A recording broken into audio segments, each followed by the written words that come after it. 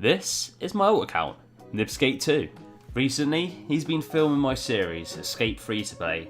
However, it's time to escape. We've got ourselves a bond, and now it's time for the big leap onto membership. In this series, we're going to look at different members' moneymakers, each episode focusing on a different one and working out just how long it will take to maintain the bond doing this method. Welcome to my new series, Avoid F2P.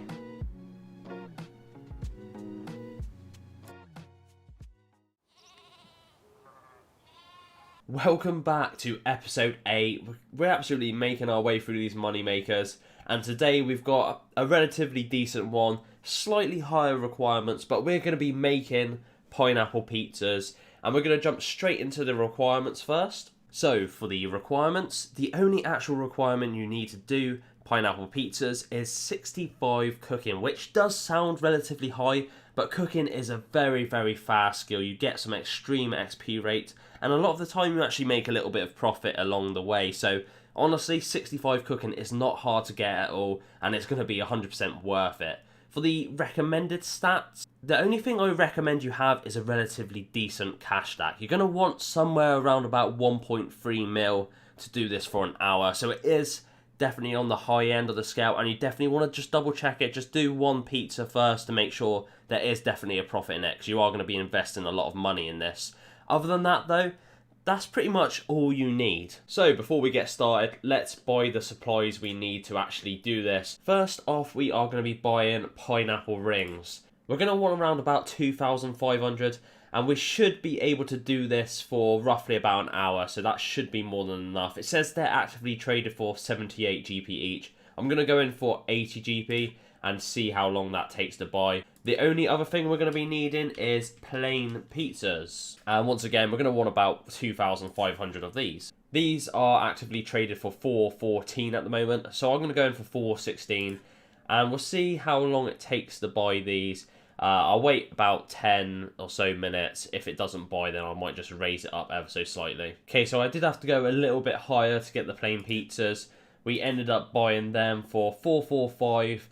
So this is going to eat into our profit ever so slightly. If you did want to see it out and wait, you probably end up maximising your margins. But as I just want to do this here and now for the video, we aren't going to make as much money as we possibly could, but we still should make a decent profit. All you need to do location-wise now is make your way to a bank, just somewhere slightly easier to click on rather than the grand exchange. So I'm going to have my default withdrawal at X with the quantity set at 14. This will then withdraw 14 plain pizzas, 14 pineapple rings, and then all you have to do is make sure you right click, use, and then use with the pineapple ring, and then you're going to just slowly make all your pineapple pizzas.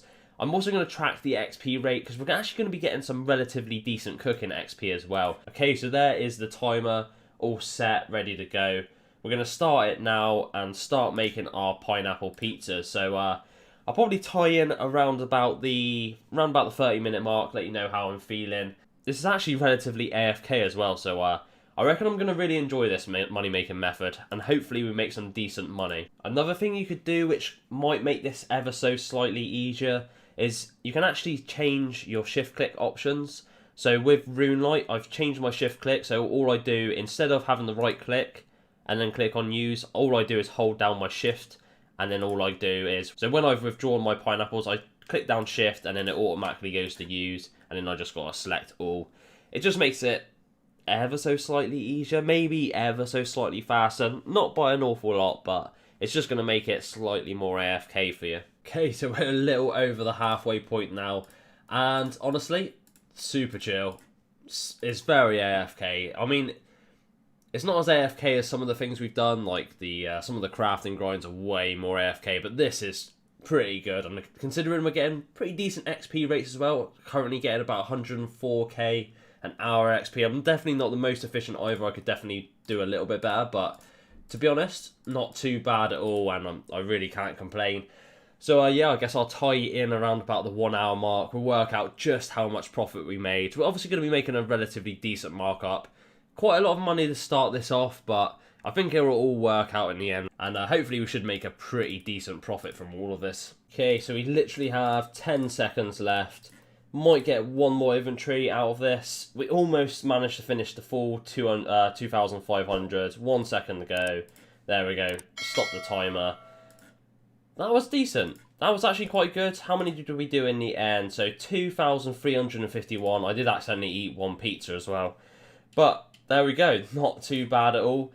Not max efficient, but still very, very good. Obviously, I'm going to work out all the costs and stuff now, and we'll work out just how much profit we made. But that was actually pretty decent and quite surprising. And we got pretty decent XP as well. We ended up making 106k XP in that hour, which is not too bad at all. So yeah, I'll work out the costs and I'll get back in a minute.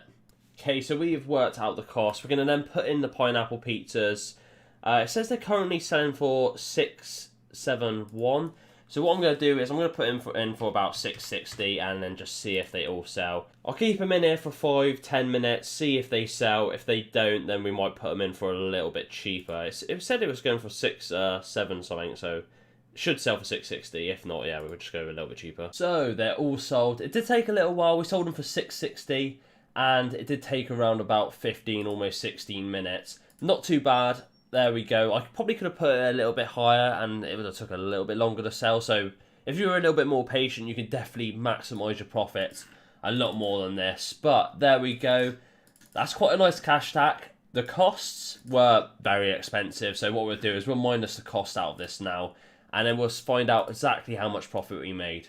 So the total cost for how many we actually done came to 1,236,431. So we minus that out. We still made a profit of 315,000. Bearing in mind, we also got over 100k in cooking XP, so getting relatively decent cooking rates. Obviously, you could get a lot higher than that, but that, considering how much money we made as well, pretty decent. But we'll go over a little bit more of like the AFK and all that in a little review. So we'll do our review now. So for the review, first things first, we're going to go over the profit per hour. And the profit per hour was 315,000, which is pretty decent considering we're getting relatively decent XP rates as well, over 100k per hour. That's not bad at all. For the AFK rating, we're going to have to give this a 7 out of 10. It was extremely AFK. Obviously, you're only doing 14 at a time, but still, there was a lot of downtime in between. I was able to run 2 accounts, so pretty decent. The current bond price stands at around about 5.4 mil. It's actually going up quite a lot since the last episode. If you were to do this method solely, it would take around about 17 hours. Overall, it's a very, very good moneymaker. 65 cooking is not hard to get hold of, and the profit is very, very good. I have seen the profit rates a lot higher than this, and you could even be a little bit more patient and maximise it.